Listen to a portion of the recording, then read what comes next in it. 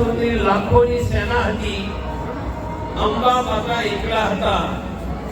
એમના 16 હાથોમાં હથિયાર હતા.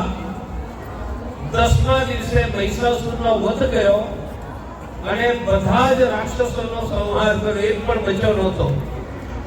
એની યાદમાં આપણે ચંડી પાઠ, હવન અને હજી પણ પહાડોમાં 10મીને દિવસે મહિષ અર્થાત ભેંસાનો વધ કરવાની પરંપરા છે.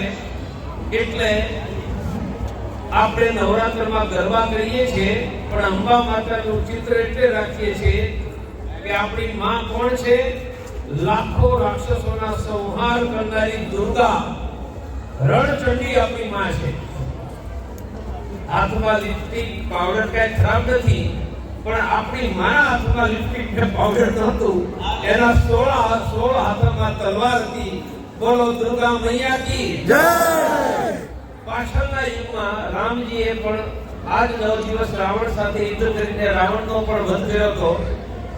એની યાદમાં આપણે શસ્ત્ર પૂજન કરીએ છીએ. દશેરાના દિવસે બધા જ પોતાના ઘરમાં કરજો.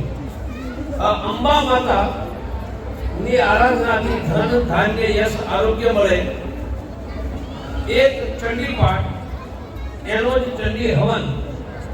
પણ અંબા માતા પોતે આવીને બેસી જાય. પેલા આવતા હતા મહાભારત પહેલા, હમણાં જ આ બંધ થયું છે. અને આપણે પૂજા કરીએ અને આશીર્વાદ આપે. એવા આશીર્વાદ મેળવો તો શું કરવાનું? તો એના માટે કન્યા પૂજન કરવાનું. એટલે આજે ન કર્યો તો કાલે કરજો. મારી સાથે બોલો અમે. બધાને બોલ્યા અમે અંબા માતાની આરતી કરીએ છીએ. આજે અંબા માતાની સાક્ષીમાં સંકલ્પ કરીએ છીએ કે ઘરમાં દીકરી, બેન, પત્ની, માં, એમનું ક્યારે અપમાન નહીં કરીએ. ક્યારે હાથ નહીં ઉપાડીએ. દરરોજ 1 કલાક ઘરમાં દીકરી, બેન, પત્ની, માં સાથે ગપ્પા મારવા.